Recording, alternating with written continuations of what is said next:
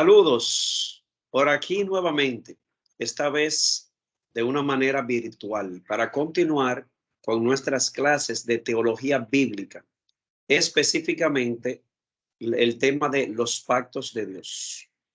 Pero antes de proceder, me gustaría hacer un breve resumen de lo que hemos visto. Recuerden que hemos hablado de la presencia de Dios. Dios ha demostrado a través de la historia de la redención que Él quiere morar en medio de su pueblo con el propósito de establecer o consolidar su reino, es decir, su dominio sobre todo ser humano, de tal manera que se haga su voluntad. Pero ese reino de Dios vemos a través de las escrituras, que es administrado a través de los pactos divinos.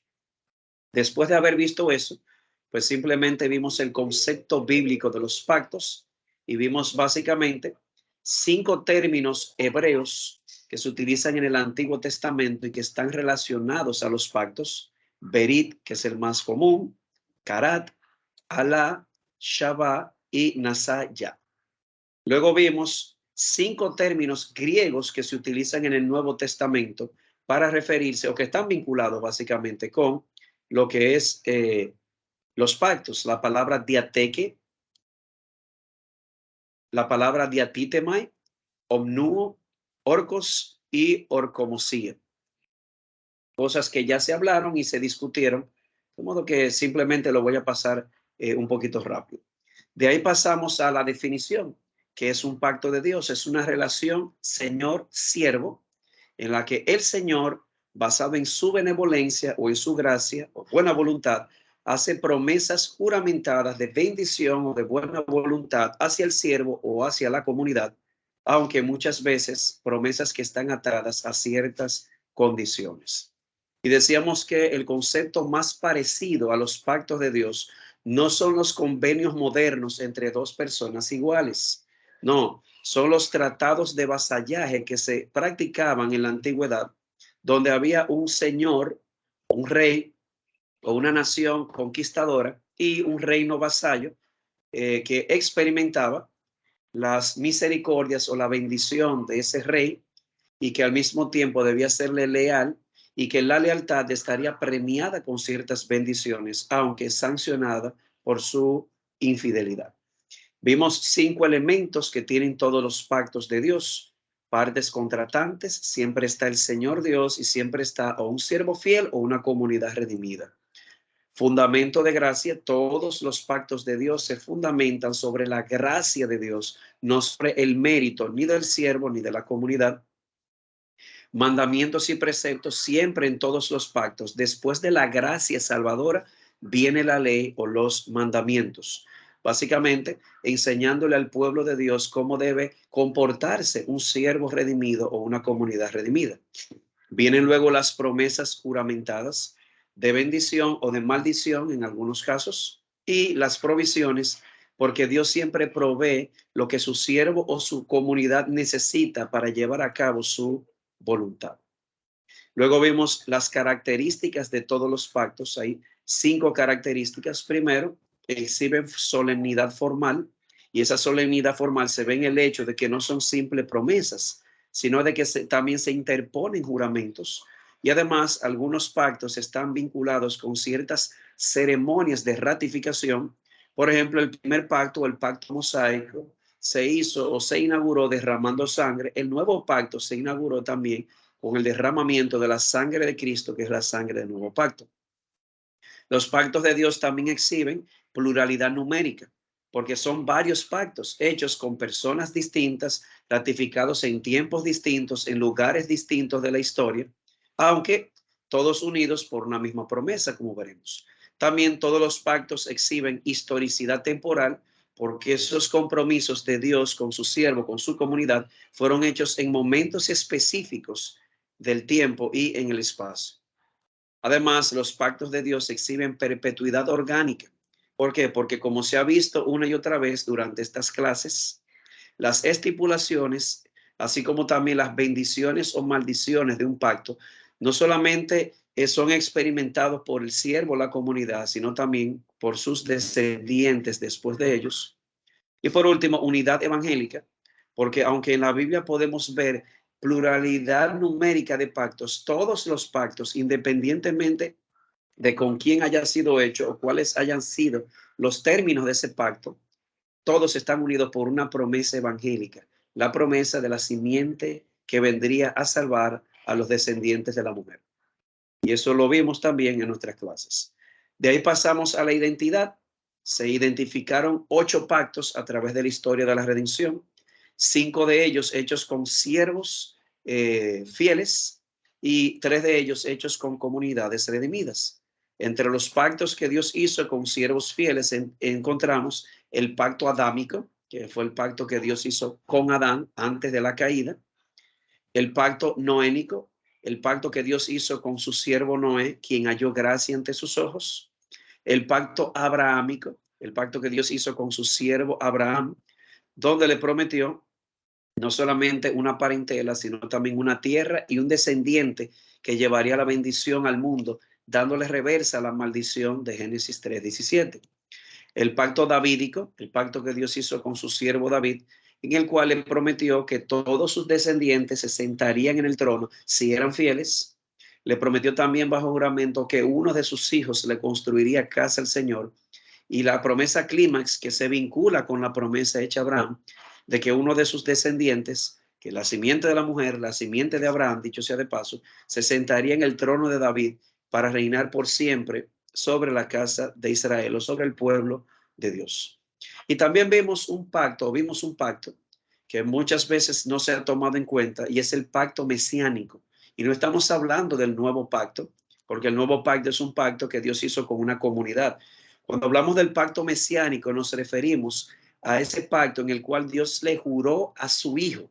Jehová le dijo a Adonai en el Salmo 110, bajo juramento, que después de hacerse un siervo fiel y obediente hasta la muerte, lo exaltaría haciéndole rey y sacerdote para siempre sobre su pueblo. De ahí entonces pasamos, y aquí quedamos, a los pactos que Dios hizo con una comunidad redimida. De los 8 pactos que vemos en la historia de la redención o la historia salutis, hay 3 de ellos que Dios hizo con comunidades que Él redimió. En primer lugar, tenemos el pacto que Dios hizo con la comunidad que Él redimió del arca. Y vamos a ver para este pacto específicamente Génesis capítulo 9, versículos 9 al 11. Texto que voy a poner en pantalla y lo voy a leer. Dice así. Esta es la comunidad que Dios hizo con el arca. No confundamos. Recuerden que este subtítulo no es inspirado.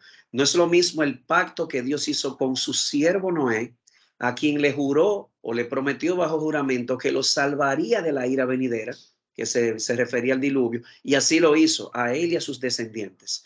Pero aquí tenemos otro pacto que Dios hizo con esa comunidad completa, incluyendo los animales que estaban dentro. Dice así, específicamente leo versículos 9 al 11. Voy a leer desde el 8. Entonces habló Dios a Noé y a sus hijos que estaban con él, diciendo, he aquí, yo establezco mi pacto con vosotros. Noten que ahora el pacto vosotros no es un pacto con Noé ahora, es un pacto con ellos. Y con vuestra descendencia después de vosotros, y con todo ser viviente que está con vosotros, aves, ganados y todos los animales de la tierra que están con vosotros, todos los que han salido del arca, todos los animales de la tierra. Yo establezco mi pacto con vosotros y nunca más volverá a ser exterminada toda carne por las aguas del diluvio, ni habrá más diluvio para destruir la tierra. Básicamente, ¿qué tenemos en este pacto? Las partes contratantes. Tenemos allí al Señor Dios y a toda la comunidad que salió del arca, incluyendo a los animales que estaban allí. En segundo lugar, la provisión de gracia. Una vez más, este pacto está basado en la benevolencia de Dios. Esta comunidad tenía ya prácticamente un año allá adentro mientras las aguas del diluvio descendían.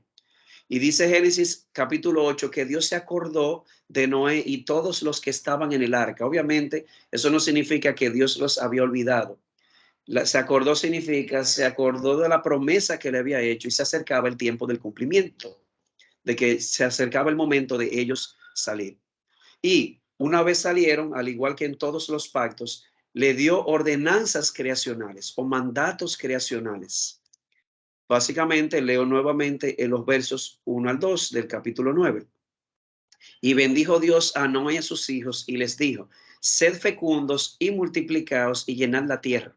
Y el temor y el terror de vosotros estará sobre todos los animales de la tierra y sobre todas las aves del cielo y en todo lo que se arrastra sobre el suelo y en todos los peces del mar. En vuestra mano son entregados. Todo lo que se mueve y tiene vida os será para alimento. Todos los doy como os di la hierba verde. Noten qué interesante, porque esto parece ser un retomar lo que se perdió en Adán. ¿Por qué? Porque cuando Dios creó a Adán, le ordenó estas mismas cosas.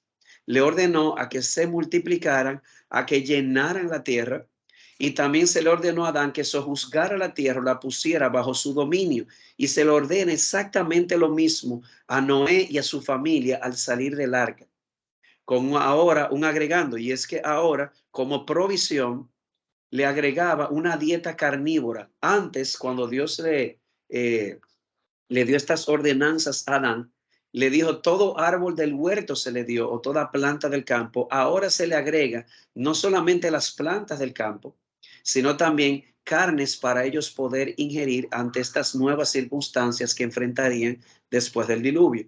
Y además de eso, a la hora de ejercer dominio sobre la tierra y sobre los animales, Dios pondría el temor en ellos para que se sometieran al ser humano. Y en medio de todo esto, la promesa juramentada.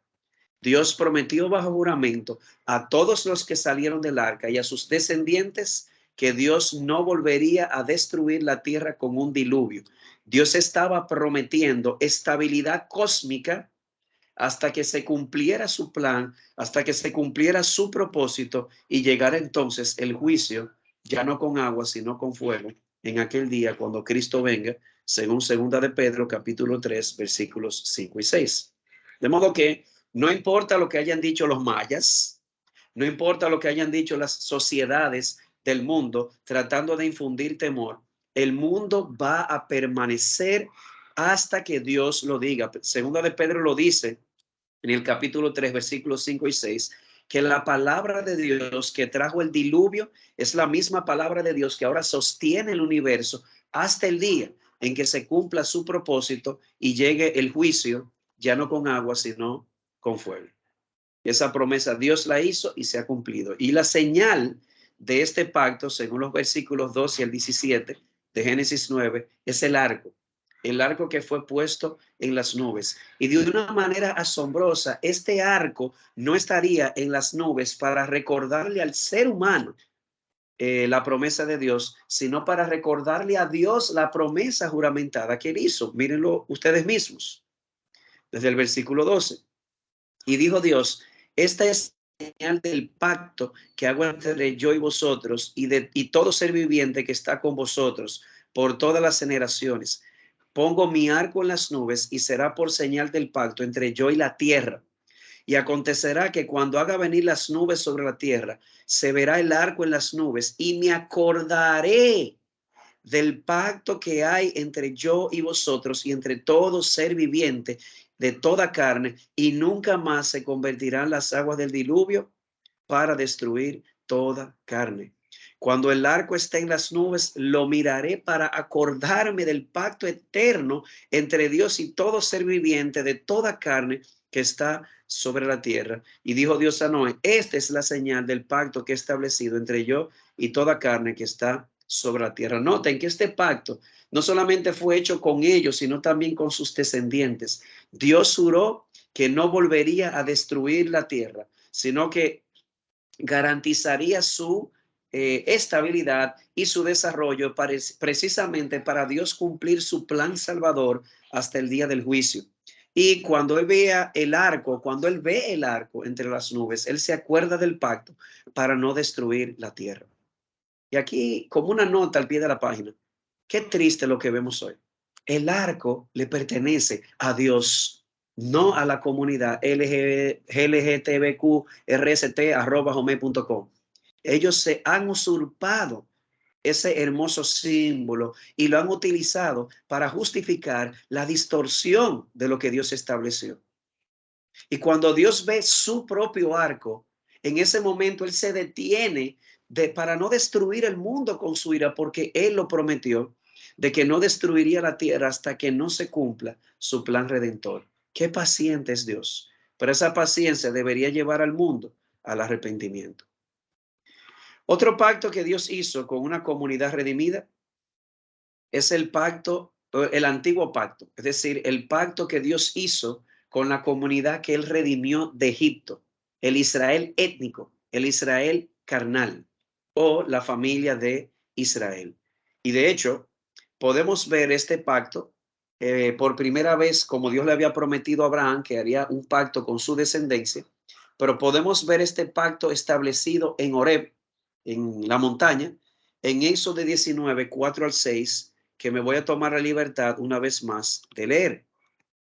Éxodo 19, perdón. Éxodo 19, voy a leer desde el versículo 4 hasta el verso 6. Dice, vosotros habéis visto lo que he hecho a los egipcios y cómo os he tomado sobre alas de águilas y os he traído a mí. Ahora pues, si en verdad escucháis mi voz y guardáis mi pacto, ahí está, seréis mi especial tesoro entre todos los pueblos, porque mía es toda la tierra, y vosotros seréis para mí un reino de sacerdotes, una nación santa. Estas son las palabras que dirás a los hijos de Israel. Y se puede ampliar mucho sobre este pacto, pero no podemos por causa del tiempo. Pero básicamente, ¿con quién Dios hizo este pacto? Básicamente con la comunidad que Él redimió de Egipto. Esa comunidad que Él redimió ya no de las aguas del diluvio, sino la comunidad que Él redimió de la esclavitud en Egipto. Dicho sea de paso, esa redención de Egipto se convierte en la salvación o en la provisión de gracia. Porque en Éxodo 21, un capítulo después de Éxodo 19, Él le dice, yo soy Jehová tu Dios, que te saqué de la tierra de Egipto con mano poderosa. De modo que después de presentarse allí las partes contratantes, el Señor Dios con esta comunidad que Él redimió de Egipto, ahora Él les recuerda cómo de manera graciosa y misericordiosa, sin ellos merecerlo, porque como le dice en otro lugar, no fue por ser el pueblo más numeroso, ni el más poderoso, ni el más ético o moral. No, fue su gracia soberana que lo llevó a sacarlos de Egipto. Y en base a esa gracia, entonces vienen los mandamientos. Les da en Éxodo 19 algunos mandamientos y en Éxodo 20. De hecho, podemos ver que los términos del pacto, porque recuerden que en Éxodo 19 Él les da una condición.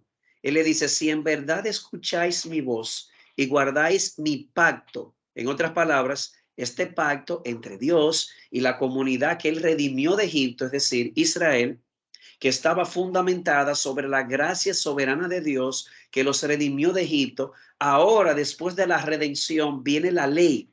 Dios les da los términos del pacto o las palabras del pacto que debían ser guardadas. Y la pregunta es, ¿dónde estaban esas palabras del pacto? Estaban en dos documentos que son específicamente las tablas de la ley y el libro de la ley. Las tablas de la ley, ¿qué eran? Las tablas que Dios escribió con su dedo, los 10 mandamientos. Y el libro de la ley, que es básicamente el libro que Moisés escribió al dictado de Dios, donde se escribiría la aplicación particular de las tablas para la vida del pueblo. Primero en el desierto y una segunda edición cuando entraron a la tierra prometida. Permítanme leer Deuteronomio 9, versículos 9 y 10. De hecho, Deuteronomio significa literalmente segunda ley o repetición de la ley. Miren cómo él le dice, voy a leer desde el 7. Acuérdate, no olvides cómo provocaste a ira al Señor tu Dios en el desierto, desde el día que saliste de Egipto hasta el día que llegaste a este lugar. Habéis sido rebeldes contra el Señor. Hasta en Horeb provocasteis a ira al Señor y el Señor se enojó tanto contra vosotros que estuvo a punto de destruiros. cuando subí al monte para recibir las tablas de piedra, las tablas del pacto, ¿lo ven?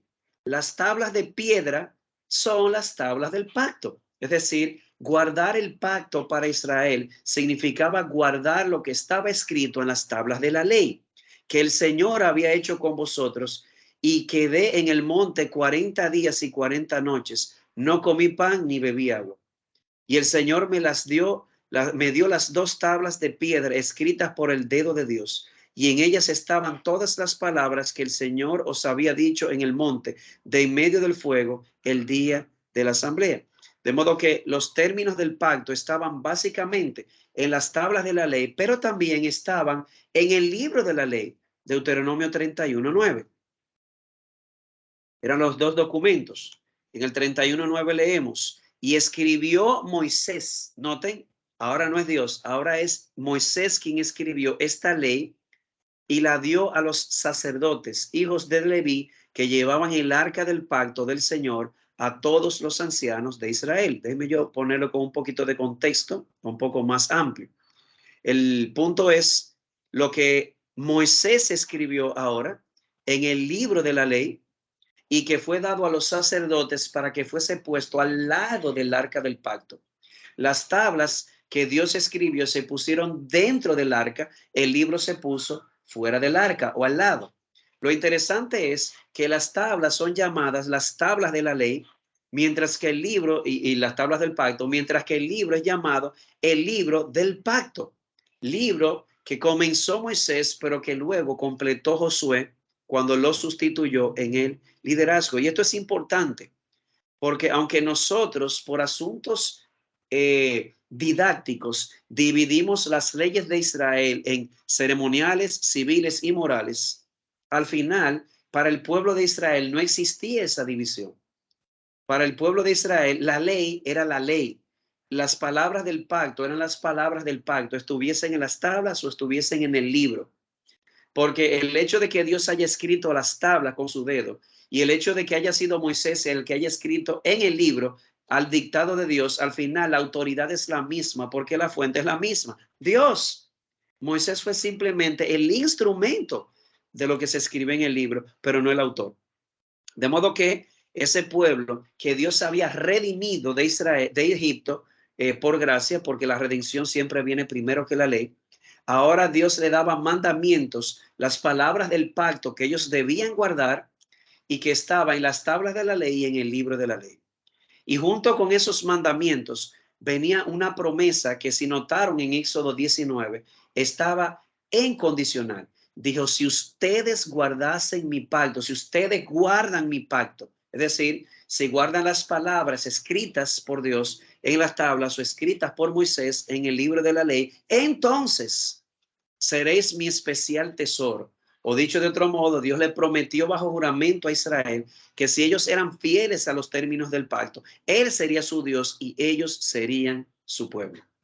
Y como si fuera poco, una vez más, Dios siempre que Él manda, Él respalda, porque le proveyó a Israel todo lo que ellos necesitaban para guardar los mandamientos. Les dio la tabla, les dio la ley, el libro de la ley, les proveyó la tierra para que pudiesen llevar a cabo todo eso en su propia tierra, ya en una, no en una nación extranjera. Y les dio un sacerdocio para que llevasen a cabo todo esto y para que enseñaran la ley al pueblo. Y el rey para que hiciera prosperar la voluntad de Dios en el pueblo. Una vez más, Dios no es como Faraón. Cuando él manda, él respalda. Cuando él da leyes, él provee a su pueblo lo que el pueblo necesita para cumplir las leyes. Y algo sumamente importante, ¿cuál era la señal de este pacto? El sabbat judío. Ojo con esto, esta era la señal del pacto de Dios con Israel, no con la iglesia. Bajo el nuevo pacto ya no estamos bajo la ley mosaica, ya no estamos bajo la ley de Moisés, estamos bajo la ley de Cristo. Por lo tanto, no estamos obligados a ese sabbat. Pero independientemente de eso, me estoy adelantando. Miren ustedes mismos en Éxodo 31, 16 y 17. Éxodo 31, 16 y 17, que dice textualmente: Los hijos de Israel guardarán pues el día de reposo, celebrándolo por todas sus generaciones como pacto perpetuo. Esta es una señal entre yo y los hijos de Israel para siempre. Pues en 6 días el Señor hizo los cielos y la tierra, y en el séptimo día cesó de trabajar y reposó. ¿Y por qué esta ley era tan importante para el pueblo de Israel? La respuesta está en Deuteronomio 5. Él les dijo, acuérdate del día de reposo para santificarlo. 6 días trabajarás, el séptimo será de reposo para Jehová tu Dios. Acuérdate, le dice Dios, que tú fuiste esclavo en la tierra de Egipto. En otras palabras, ¿por qué un día de descanso entre 7? Porque Dios le dijo a Israel, no quiero esclavitud en mi pueblo, no quiero explotación, porque ustedes vieron lo que eso significó. Así que les dio este mandamiento entre los 10, no solamente como un mandamiento, era la señal entre Dios y el pueblo de Israel. Dicho sea de paso, este pacto, a propósito de que era un pacto condicional, porque decía, si ustedes guardan mi pacto, yo seré su Dios y ustedes mi pueblo. Noten que precisamente por esa razón el pacto fue quebrantado o invalidado. En Jeremías capítulo 31 se nos dice lo siguiente, leo el versículo 31. Dice, he aquí vienen días, declara el Señor, en que haré con la casa de Israel y con la casa de Jehová un nuevo pacto. De hecho, el autor de los Hebreos, aludiendo a este texto, dice, y lo que está viejo, es dado por viejo y está próximo a desaparecer, hablando del antiguo pacto. Dios dijo que haría un nuevo pacto, no como el pacto que hice con sus padres el día que los tomé de la mano para sacarlo de la tierra de Egipto, mi pacto que ellos rompieron. Los profetas que escribieron en la Biblia fueron precisamente esos profetas escritores, los emisarios que Dios envió para advertirle a Israel. Recuerden la amenaza de Dios, este pacto era condicional y ellos lo estaban invalidando y Dios envió profeta tras profeta para advertirle al pueblo, vuelvan al pacto. Y ahí nos preguntamos, hay gente que dice que el Dios del Antiguo Testamento es un Dios de ira. Sí, un Dios de ira y un Dios de amor y de tanta paciencia. Una y otra vez diciéndole a Israel, vuélvete a mi pacto. Una y otra vez, vuélvete a mi pacto a través de los profetas. Y ellos, no, no, no. Llegó un momento, como Dios es fiel, así como es fiel a sus promesas, también lo es a sus amenazas.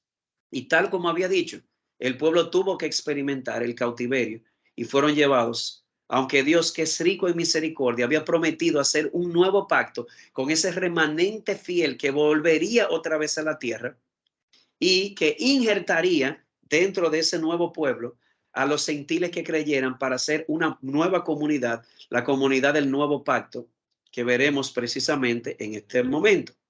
Todo esto nos lleva entonces al pacto que hizo Dios con la comunidad que él redimió ya no no de Egipto, sino del pecado, la comunidad del nuevo pacto.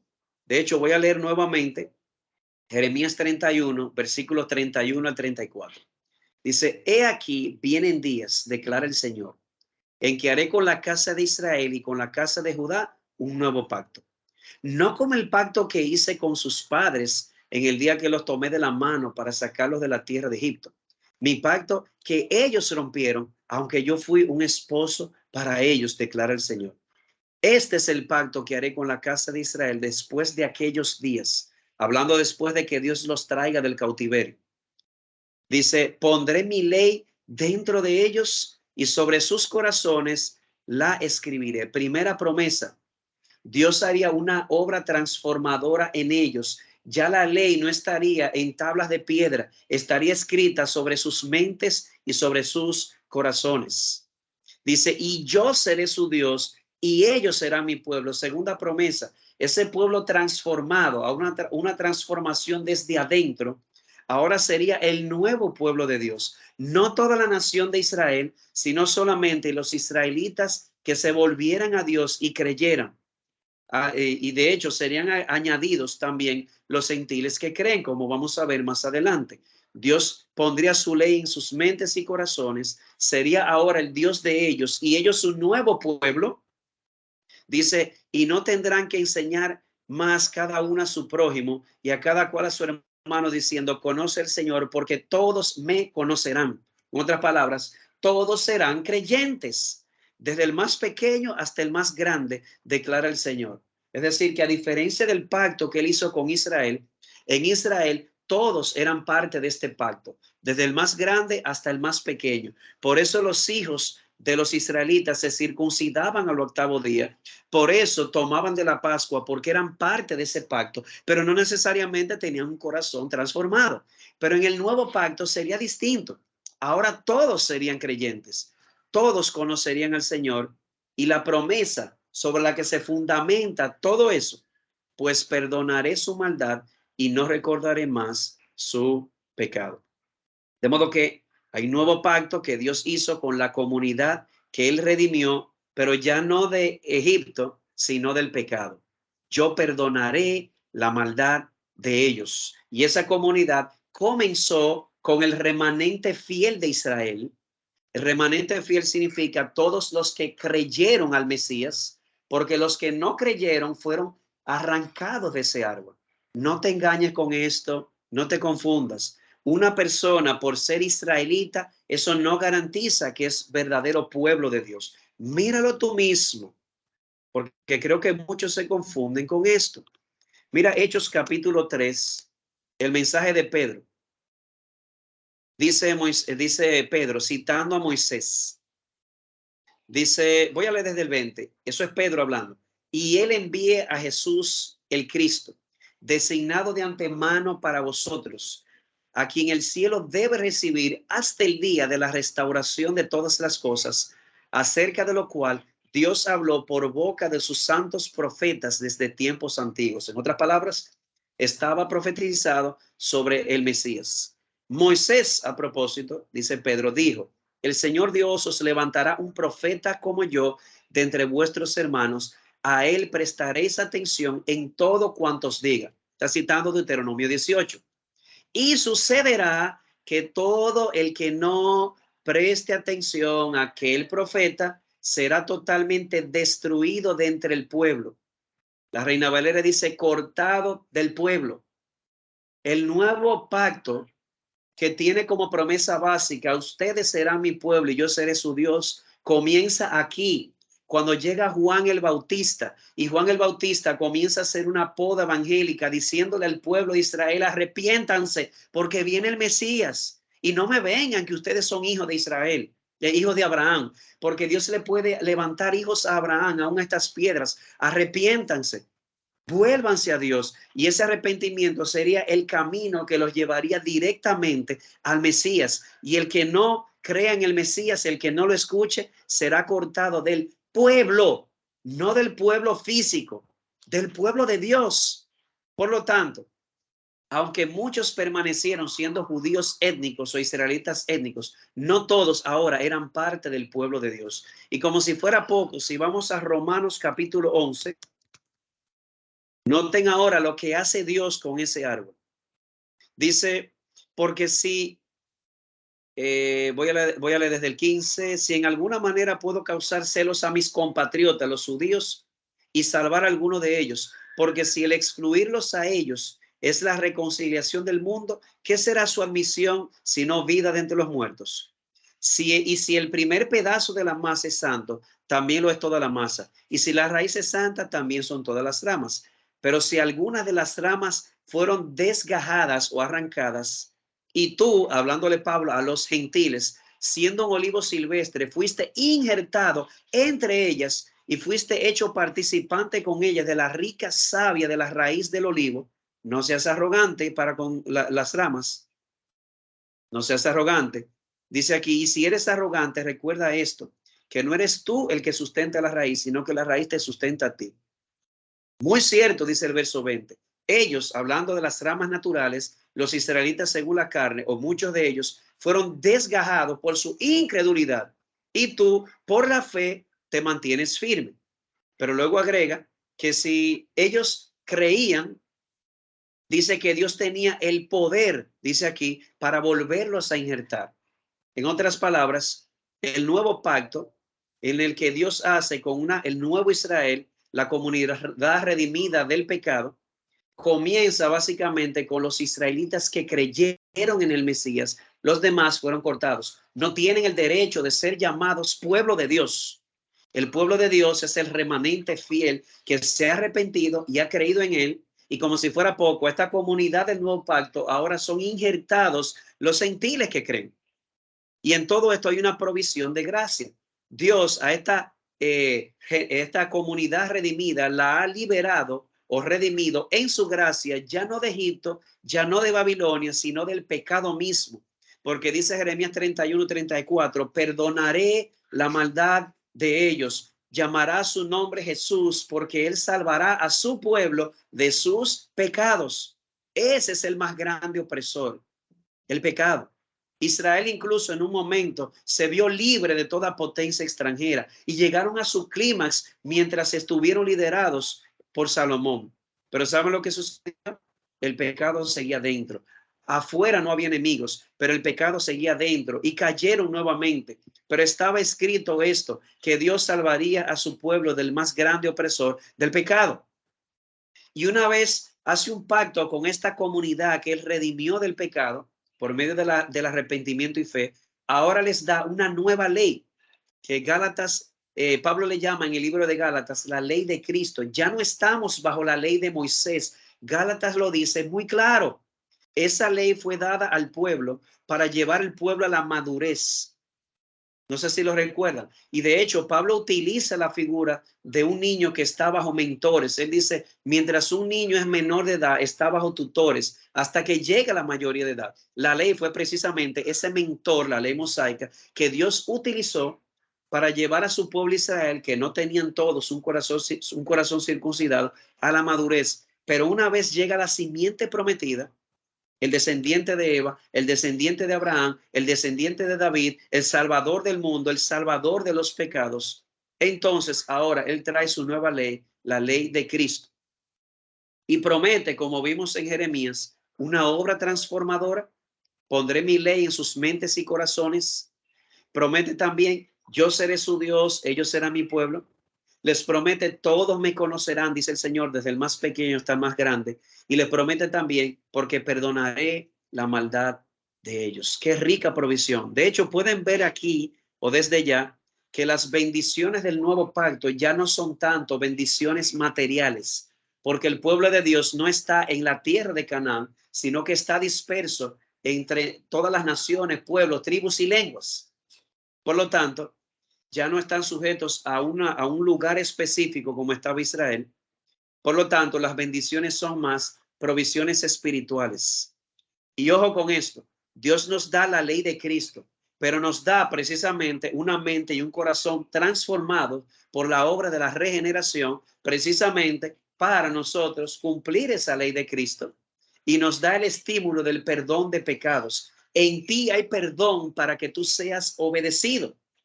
De modo que qué hermoso es saber que nosotros, la comunidad del nuevo pacto, judíos y gentiles, hemos sido transformados por Dios.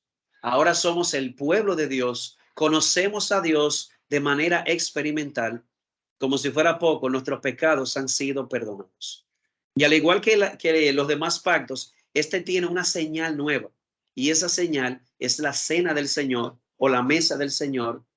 De hecho, miren Lucas 22:20, como lo dice explícitamente. Dice Jesús, esto fue en el contexto de la última cena, o la última Pascua que él celebró con sus discípulos antes de ser crucificado. Dice, de la misma manera tomó la copa después de haber cenado, diciendo, esta copa es el nuevo pacto en mi sangre que es derramada por vosotros. Y en 1 Corintios 11 se nos manda precisamente a celebrar de esa ordenanza en memoria de él y anticipando ese día en que él regrese nuevamente para que cuando nos sentemos en la mesa con él, con el Cordero y con todos los patriarcas. De modo que esa es la razón por la cual tenemos este rito o este sacramento o esta ordenanza en la Iglesia de Cristo. Es el símbolo del nuevo pacto. Cuando tú ves en ese rito el pan, cuando tú ves el vino, el jugo del fruto de la vid, ¿qué tú ves? No hay transustanciación, no hay consustanciación, lo que hay es una transignificación.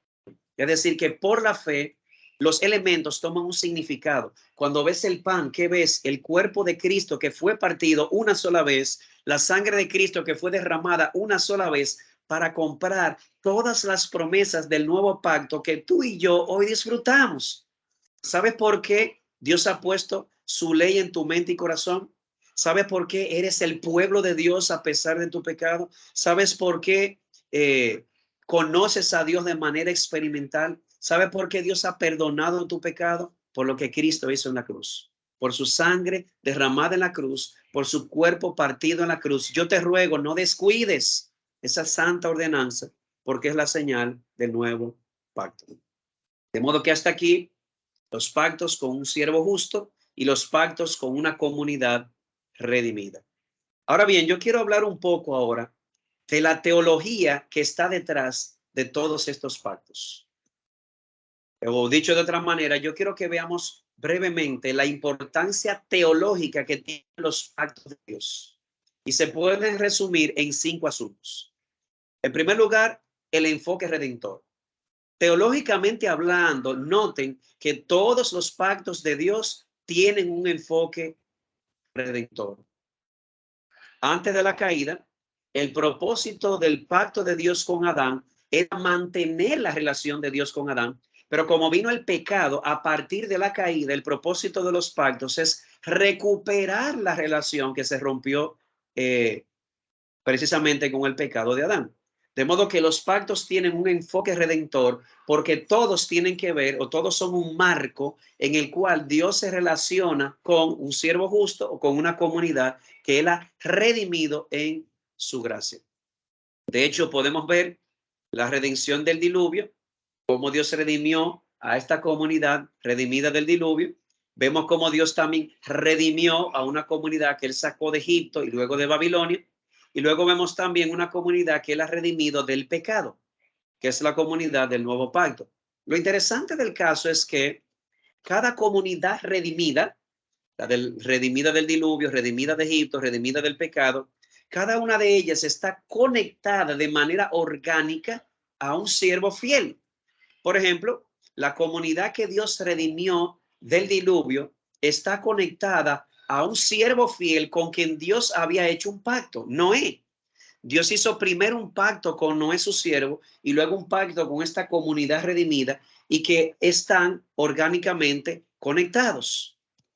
También tenemos el pacto que Dios hizo con la nación que Él redimió de Egipto y cómo ese pacto con Israel o la comunidad redimida de Egipto está conectado orgánicamente con un pacto que Él había hecho con un siervo fiel, Abraham y luego David.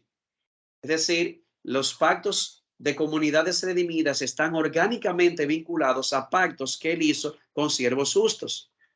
Y hizo lo mismo también con la comunidad que Él salvó del pecado, con la iglesia, que está íntimamente vinculada con el siervo justo, el Mesías, con quien Dios hizo un pacto al prometerle bajo juramento que le haría rey y sacerdote para siempre, según el orden de Melquisedec. De modo que vuelvo atrás. Noten que todos los pactos de Dios tienen un enfoque redentor, porque un pacto es una relación señor-siervo dentro de ese marco pactual. Pero todos esos pactos tienen un enfoque redentor porque todos los pactos que vienen, sobre todo después de la caída, tienen como propósito volver a recuperar esa relación que se había perdido antes de la caída en Adán. Entonces los pactos tienen ese enfoque redentor. Hay una nación, un pueblo o una comunidad que redimió del diluvio, una que redimió de Egipto, otra que redimió del pecado y cómo cada una de esas comunidades está vinculada a un siervo justo. La del diluvio conectada con Noé, la de Egipto conectada con Abraham y David y la del pecado conectada con el siervo justo, el Mesías, que dicho sea de paso es el Salvador. En segundo lugar, noten qué importante es los pactos son los que le dan estructura al canon de la Biblia. ¿Qué es el canon? La palabra canon, yo no voy a entrar en muchos detalles, significa literalmente regla. regla de medir. Metafóricamente, la palabra canon comenzó a utilizarse para hablar de reglas como estándar de conducta. Pero más adelante, la palabra canon, específicamente el padre de la iglesia, Atanasio, comenzó a utilizar esa palabra de manera teológica para referirse a los libros que fueron inspirados por Dios y que tienen autoridad o que son canónicos sobre nosotros. Los libros canónicos son los libros autoritativos sobre nosotros. Lo interesante es ver, tenemos 66 libros canónicos y los pactos de Dios le dan estructura a ese canon. ¿Por qué? ¿Qué tenemos en los pactos de Dios? Tenemos partes contratantes, donde tenemos al Señor Dios que se revela al pueblo o al siervo o a la comunidad con quien él está haciendo el pacto. Él le dijo a Israel, yo soy Jehová tu Dios. Y por esa razón podemos ver a lo largo de todo el canon bíblico que Dios se revela a sí mismo, revela sus nombres, revela sus atributos, porque eso es parte de los pactos. El Señor revelándose de manera señorial a sus siervos o a sus comunidades. Y por eso a través de todo el canon podemos ver nombres de Dios, atributos de Dios.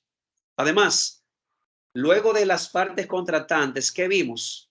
Vimos el fundamento de gracia o la benevolencia de Dios. Así le dijo Dios al pueblo de Israel cuando hizo el pacto. Después de decirle, yo soy Jehová tu Dios, él dice, yo te saqué de la tierra de Egipto. Por esa razón, podemos encontrar a lo largo de todo el canon bíblico, no solamente a Dios revelando sus nombres y atributos, sino también a Dios revelando sus actos poderosos por medio de los cuales él redime a su pueblo. Por eso encontramos en la Biblia no solamente a Dios revelándose como Elohim, sino también revelando cómo él redimió a esa comunidad del diluvio. Por eso vemos a Dios no solamente revelándose a Moisés y a Abraham como el Señor Dios, como Jehová posteriormente, sino también revelándose a Israel a través de los actos poderosos que él hizo, las 10 plagas en Egipto, la columna de fuego, la columna de nube, el abrir el mar rojo, el pasar por el Jordán, el destruir a sus enemigos en Canaán. Y así lo ha hecho con nosotros. Nos ha redimido de manera poderosa del más grande verdugo, el pecado.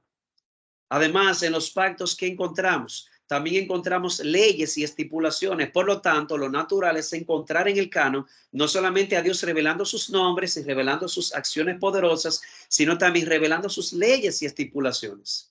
De hecho, él le dio leyes a Israel y él le ha dado la ley de Cristo al nuevo Israel, que es la iglesia. Además, Dios, así como da en los pactos promesas juramentadas, así podemos encontrar a lo largo de todo el canon promesas juramentadas que él ha hecho. Lo hizo con Adán, lo hizo con Noé, lo hizo con Abraham, lo hizo con David, lo hizo con el Mesías, lo hizo con la comunidad del arca, lo hizo con Israel, el Israel étnico, lo ha hecho con la iglesia. Por eso en el canon encontramos, junto con esos mandamientos de Dios, grandes y preciosas promesas. Y no podemos dejar de decir esto. El nuevo pacto es superior al antiguo porque está basado en mejores promesas, dice el libro de Hebreos.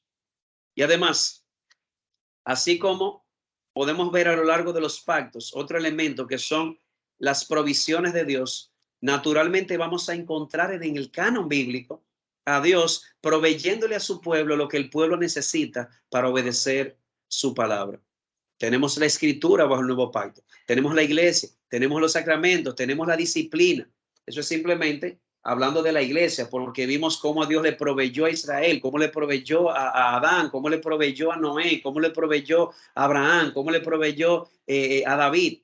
Y así Dios también le ha provisto a su iglesia. Por lo tanto, en vista de los elementos que componen un pacto, naturalmente podemos esperar que en el canon o en las escrituras vamos a encontrar todos estos elementos. A Dios revelando sus nombres y atributos, a Dios revelando los grandes hechos poderosos que él hizo y que sigue haciendo. En el canon podemos encontrar leyes y estipulaciones que Dios le da a su pueblo ya redimido, como él le da grandes y preciosas promesas, aunque también amenazas para los obedientes y también las maldiciones para los desobedientes. Y también podemos ver en el canon cómo Dios ha revelado que ha provisto lo que su pueblo necesita para cumplir su voluntad. De modo que aquí tenemos un elemento más en la cadena.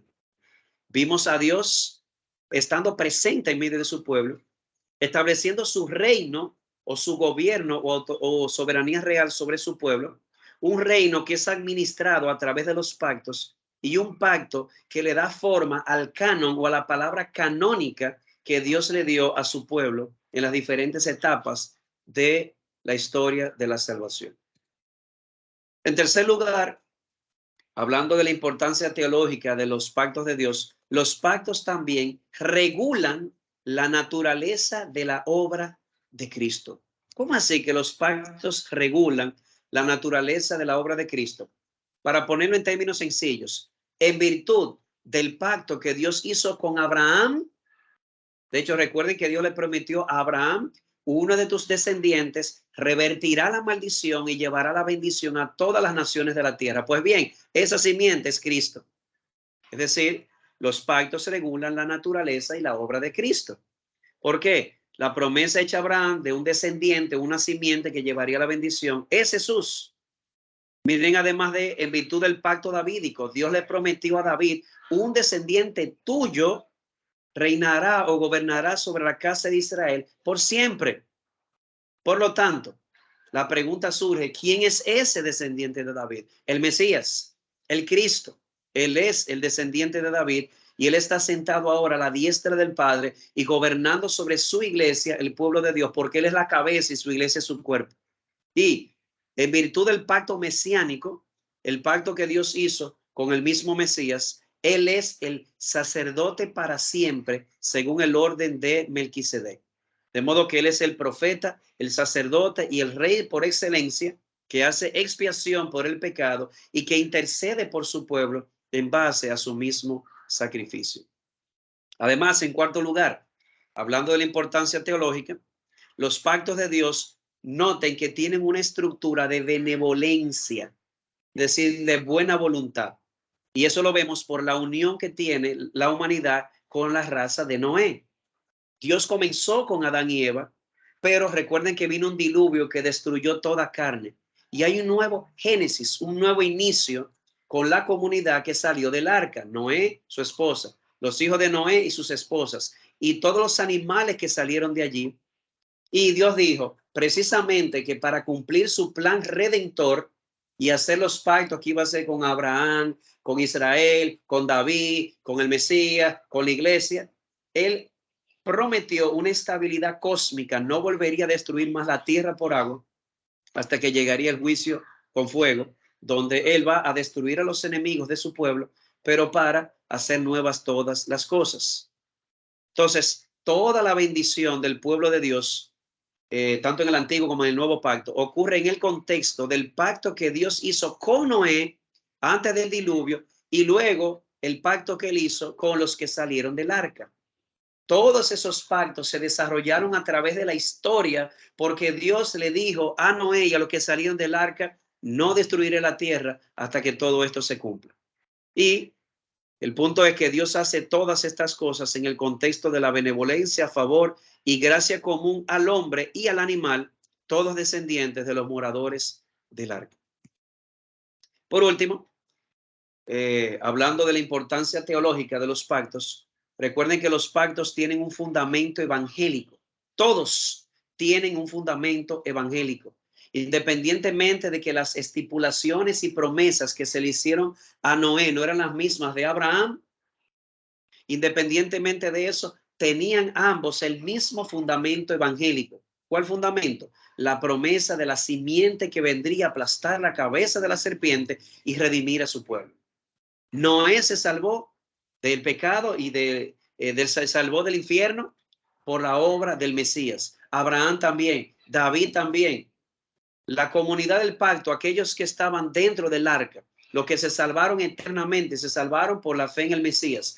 La comunidad del pueblo de Israel, los que dentro de esa comunidad se salvaron eternamente del pecado, fue por la fe en el Mesías que iba a venir. Y nosotros hoy nos salvamos por la fe en ese Mesías que ya vino. Todo al final comienza y termina con él. Como se dijo en una clase anterior, Jesús es el fundamento y el pináculo de todos los pactos de Dios.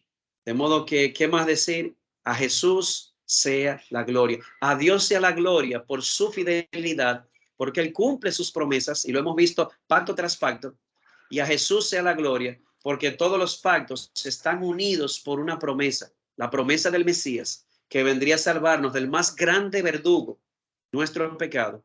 De modo que Él sea la gloria, ahora y para siempre, en Cristo Jesús. Amén.